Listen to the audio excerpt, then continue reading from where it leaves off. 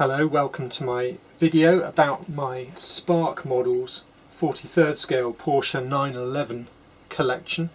This is going to be a video of 12 different model cars, but starting pre-911 with a 356 and a 550. But then we go through the 60s, 70s, 80s, 90s and all the way to 2010 with the other vehicles in this collection.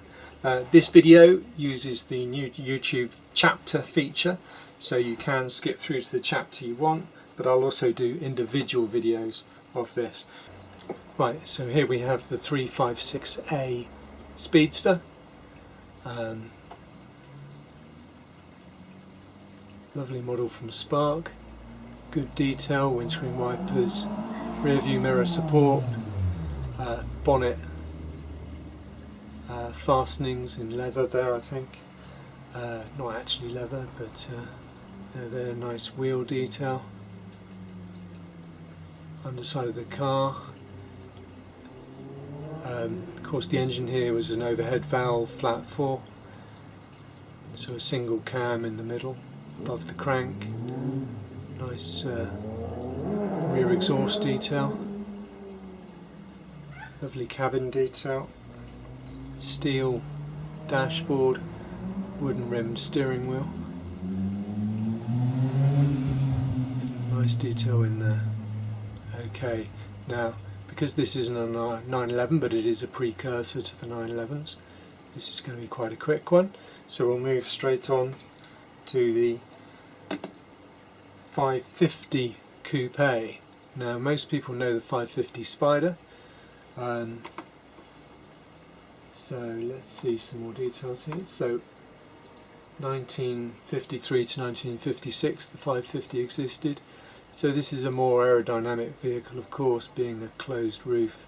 You're not going to get all that swirling and eddies and back currents, but definitely nice detail. Now of course by this point in time Porsche have moved on, interestingly less detail on the underside, moved on to the dual overhead cam, so 4 cam flat 4 with 2 valves per cylinder.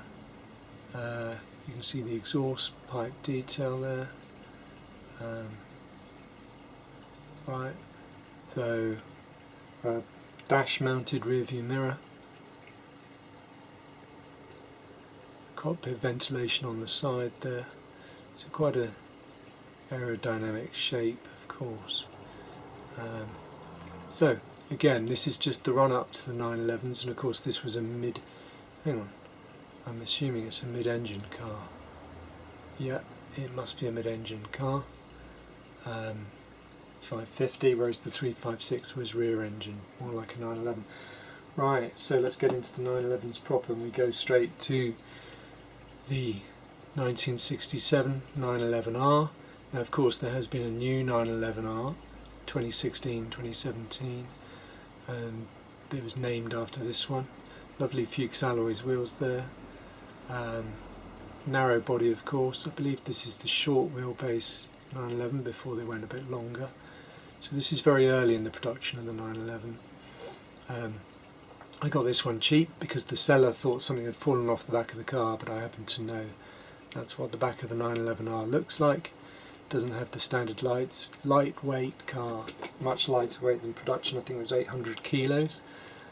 So they've even replaced the rear lights for lighter weight units. So while we're under there, let's look at that. So it's a 2 litre flat 6. Again, good detail on the bottom there. Okay. Brake cooling ducts in the front there.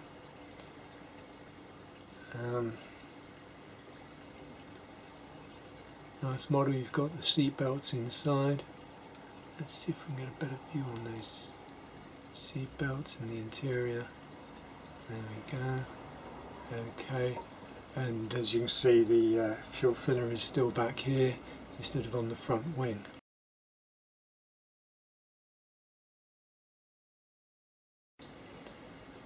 So 1967 911R.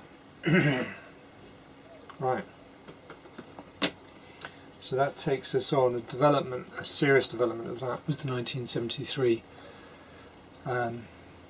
This is actually an RSR, 1973, Mans Porsche. This is the Hurley Haywood Daytona 24-hour winning car. Really this is the car that evolved to become the RSR. So it really was an RSR, but it was a very early prototype, I believe, and in the classic Bromos colours. I believe you had later 935s with this colour scheme, with the centre stripes in blue and red. So again, Fuchs alloys, wider than on the 911R, and a wider body at the back there, so really we're talking the first of the evolutions towards the 911 Turbo, the 930. Front oil cooler, I guess, there. Antenna on the back.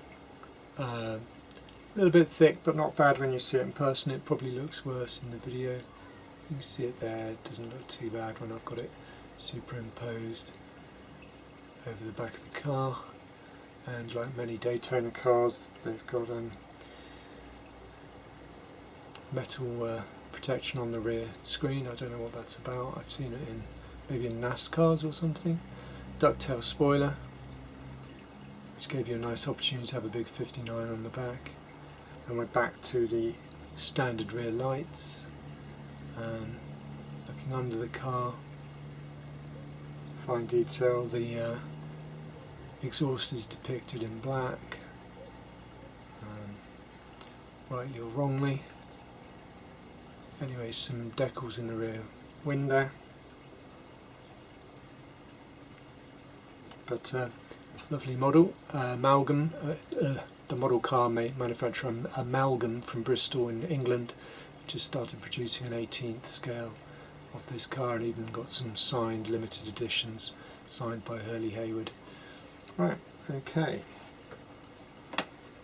So from that 24-hour success, we'll move even on to the even more shocking second place car at the 1979 Le Mans. And you might think second place in class. No, second place overall.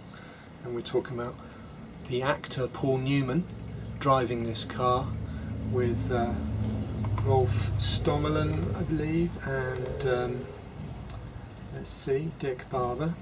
So Hawaiian Tropic car. This car was actually sold back in 2016 to Adam Carolla, the American comedian, who's a big Paul Newman fan and has a number of ex-Paul Newman Nissan racing cars. So how can a car like this, that's not a prototype car, so not the faster class of car at Le Mans, win or come second at Le Mans, another 9351? It was because of the rain that year, and the prototypes were much slower, and these were the faster car, which is astounding. So this is a 935 turbocharged, proper 935 with the wider body like this, not nearly a flat nose, but properly, yeah, proper spec, plenty of detail, roll cage, side guards in the window there, all sorts of stuff, protection over the oil cooler, lower headlights, aero pieces on the wheels. Yeah, this is one of my favourite models in my collection, and they're probably worth about 80 or 90 UK pounds, maybe $100 US, hard to be sure. So you've got the 935 kind of outer wings, outer rear fenders, or wings as we'd call them, shrouding the 911 inside it, hidden inside. So we'll look at the bottom, and a bit of detail there, not a great deal. Centre exit exhaust, where the turbos, so the turbos are right by the exhaust really. I don't suppose there's any silencers or anything like that. Great. So right, moving on, so staying with the 935 theme, we've got what started life as a 930 Turbo but was adapted for Mans OJ of Tag and McLaren. So Tag were doing the electronics for the McLaren Formula 1 cars in the 80s, and this car was developed for Mans OJ. Sorry, I don't know how to pronounce his name. And it's a very much a street car, and it's much more of a 935 than a normal flat-nosed 930 Turbo. So the flat-nosed 930 Turbo didn't have these wider rear arches. They had normal turbo arches with some vents at the front of them, but not these box arches. And of course they didn't have these huge 935 style rear wings.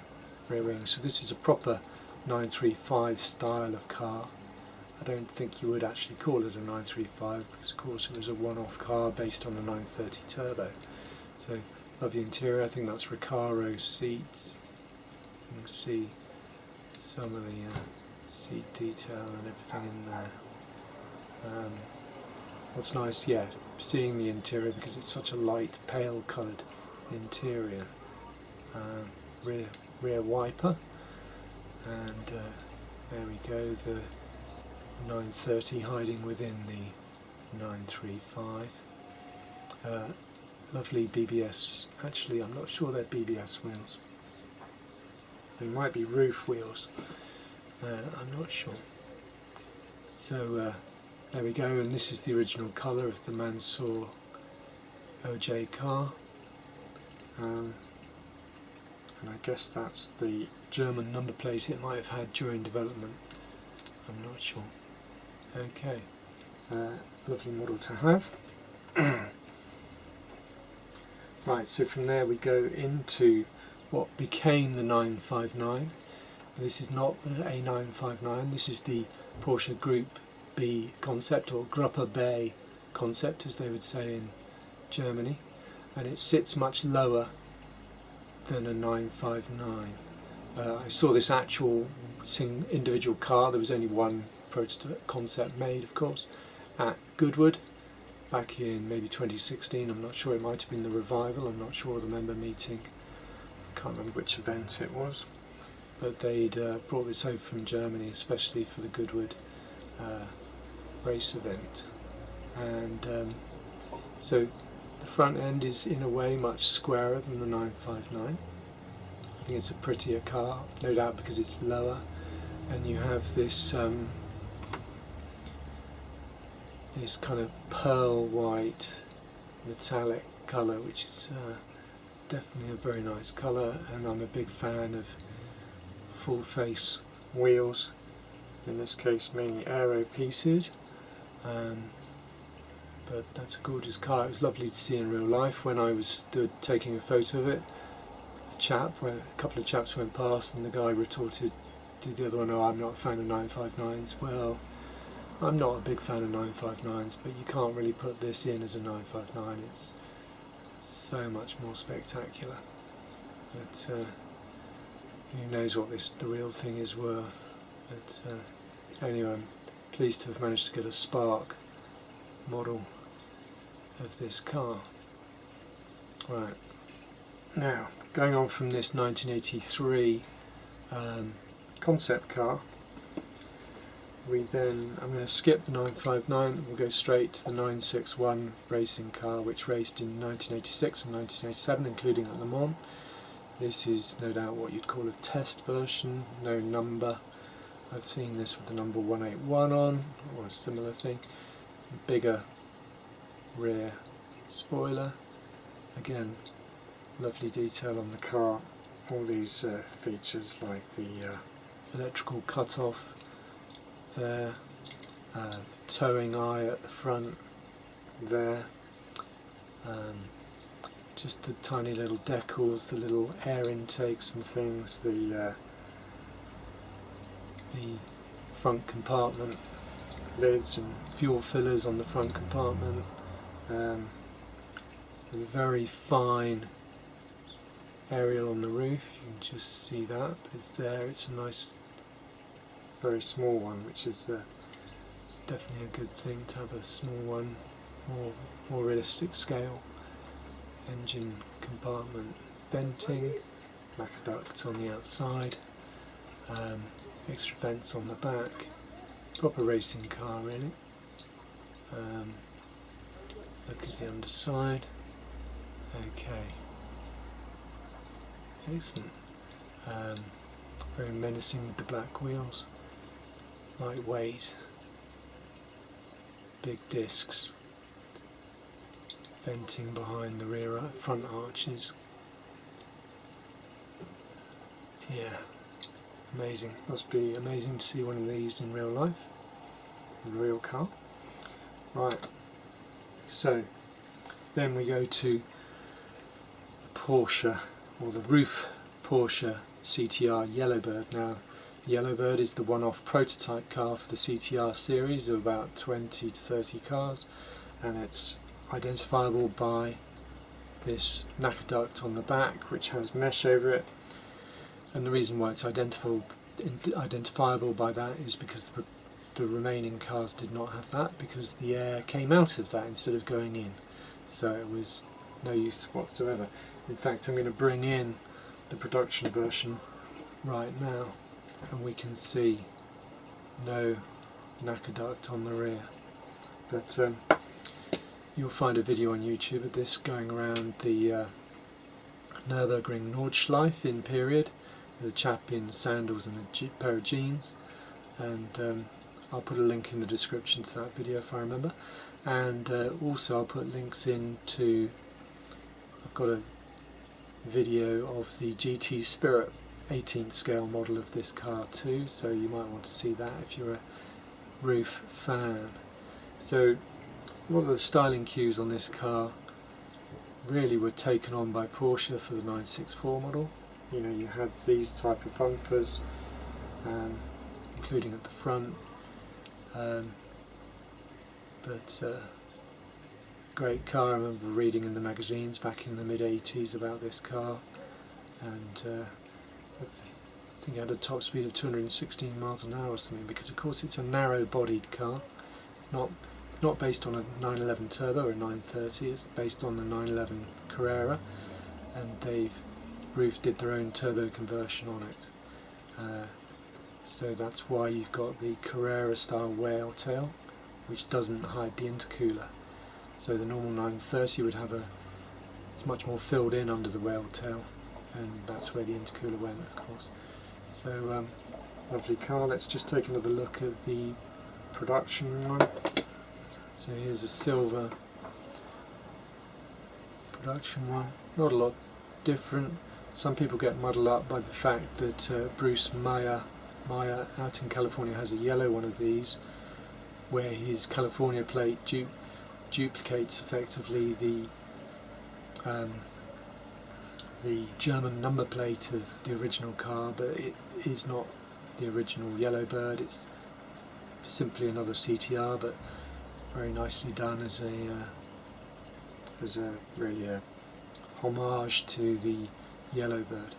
So you've got more venting in the rear bumpers there, which make up for the lacquer duct.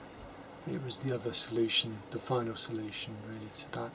And you can see seat belts on the driver's side there.